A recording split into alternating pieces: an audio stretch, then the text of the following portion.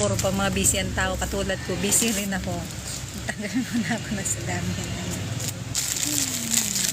May mga orders ako kahapon na hindi ko naayos.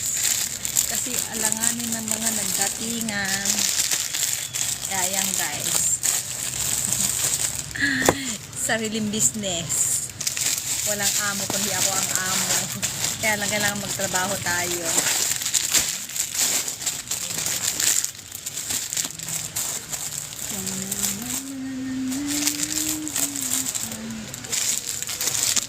Minsan gagawin ko nga ng vlog itong tindahan ko para at least ma-inspire yung mga ibang katulad natin na dating OFW ngayon nagkasarili ng eto, business.